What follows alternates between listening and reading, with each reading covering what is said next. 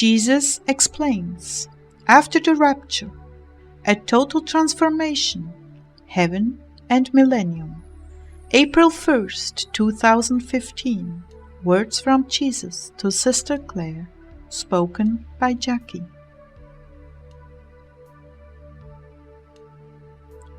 Jesus began, You will be everything you ever wanted to be in heaven. All the vices and sins you've struggled with on earth, in heaven will be gone. Let's just say it will be a wedding present. You will immediately be transformed and all sickness of spirit will be washed away. It will just peel off and wash away to reveal my glory dwelling within you.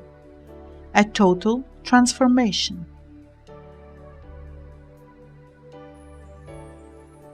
Will there be classes for learning? No, I myself will teach you. You will feel the desire to know something, and I will reveal it to you. You will feel the desire to play something, and it will roll off your fingertips. Singing in a perfect pitch will effortlessly escape your lips. Everything will seem magical to you at first, until you become accustomed to knowing and doing everything effortlessly. Lord, this is hard for me to accept.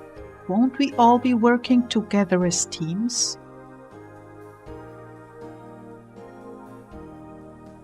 Yes, teams you will have, learning experience you will share, more like what you would call a lab. You will do things together with others, and cooperation will be so joyous. Harmony will be something you have always longed for, but rarely had. It is intoxicating to work together as one, where all of the many come together to bring about good. You will love it. Your deep desire to work with groups will be fully satisfied in the best possible ways. You will seek to see something, I will escort you. Nothing will be impossible to you except evil. This is yet another gift, because in heaven the door has been closed to evil. It will not enter, it will not entice. My daughter, you will not feel anything evil. This too is a gift, a grace I will impart to you. Everything in heaven is effortless. Can I have an evil thought?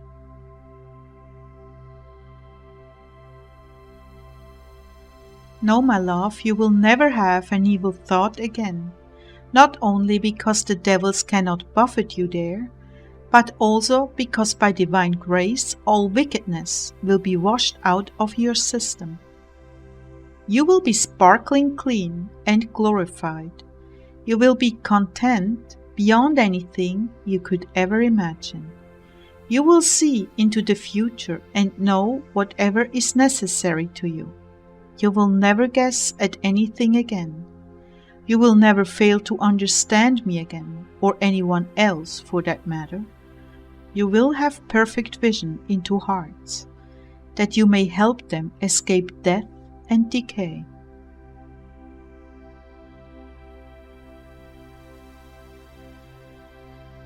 You will have perfect discretion, timely and sensitive. You will understand the ways of men without effort, and easily be able to guide them back to center. You will appear glorious, because you will be like me in so many ways. You are going to love how I transform you. You are going to be unspeakably happy and satisfied.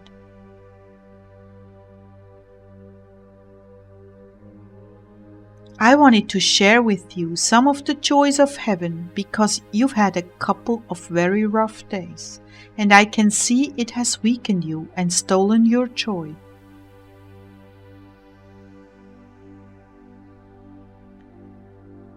Oh Jesus, it hurts me so, the lies and calumny spoken by uninformed souls. I know it is an obtuse spirit, a brick wall I can never penetrate in my own timing.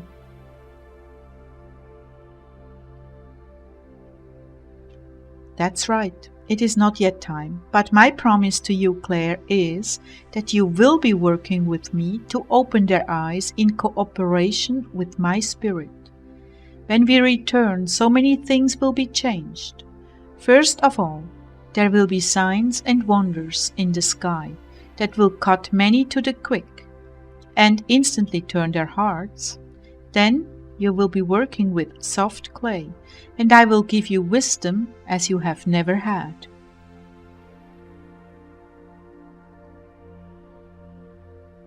Oh, my love, how you will rejoice at the elegance of my plan, its depth and breadth, height and length. Oh, how magnificent it is, and your wisdom will be as the waters in the ocean. You will understand so much, and it will make you so humble that none will be able to resist your sweetness. Will I be with you always, Jesus? You will know me even as I know you, and nothing shall ever separate us. Nothing. I don't understand. I thought there would be times apart.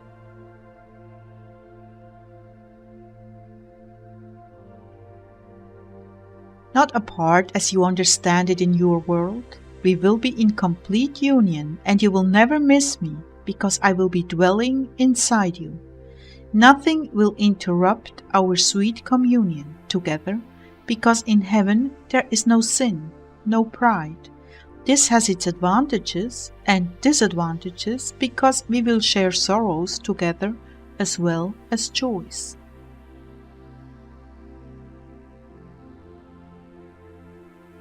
But I thought I wouldn't know about earth doings. Not until the end of the tribulation. Yet you know how you grieve when I'm rejected. Well, yes, that will still be there. You will feel that. When we return to earth and as you work with souls, you will be acutely aware of my feelings for their deeds, and you will have instant knowledge of how each situation is to be handled, even punishments and corrections. Will there be many punishments when we return? Will people still be hard-headed and rebellious?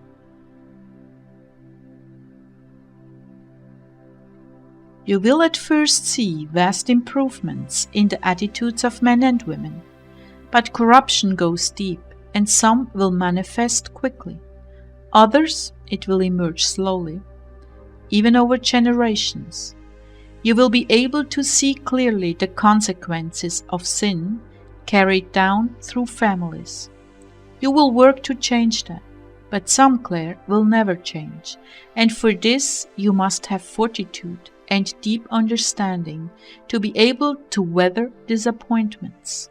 But I will always be inside of you, bringing deep inner peace and joy, no matter how sad the outer circumstances.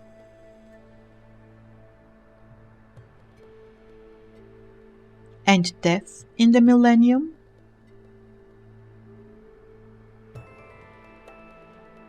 Yes, there will be birth and death. Those circumstances will allow for a longer lifespan and perfect health due to the atmosphere and absence of sin and demons.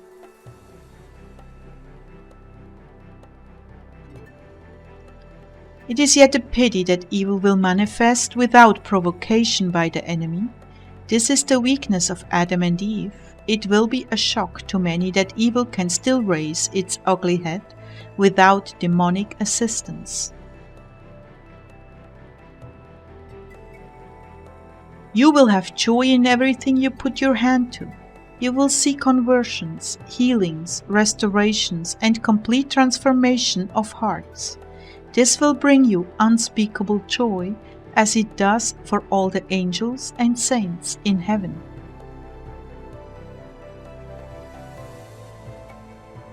You see, my daughter, so many on earth in this hour long with all their hearts to minister, but the forces allied against them are tremendous.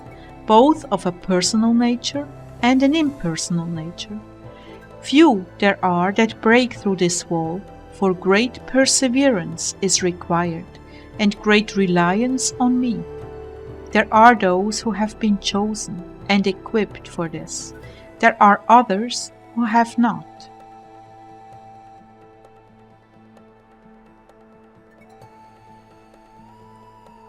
And to them I give the grace of prayer. Their desires are manifested in the arenas of evangelism, and while they are not a direct part of the conversions as man sees it, they are the living prayer force behind these evangelists.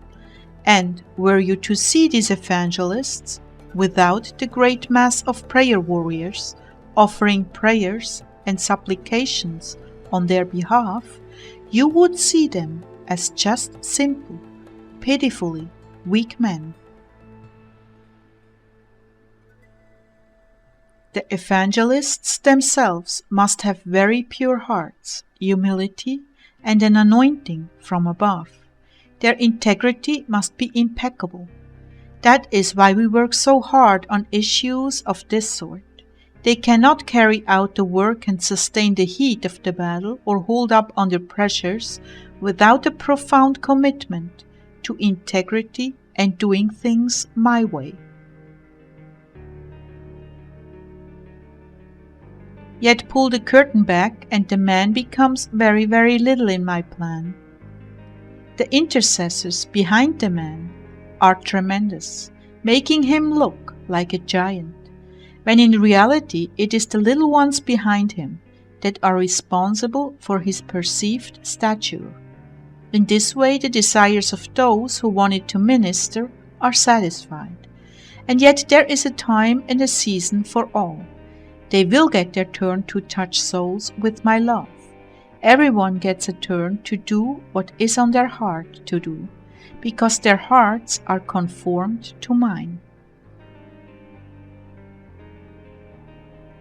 And worship? You are now speaking of something out of the realm of understanding. When you are worshipping, you have ceased all human activity and are in the realm of God, your Creator. You cease to be a part and are molded into one with your Creator. Your hearts expand right out of yourself in worship. When you come back to yourself, so to speak, you are totally renewed, energized, and inspired. Whatever you went into worship with, when you come out, it is totally gone. There is really nothing more I can say about worship because it is so sublime.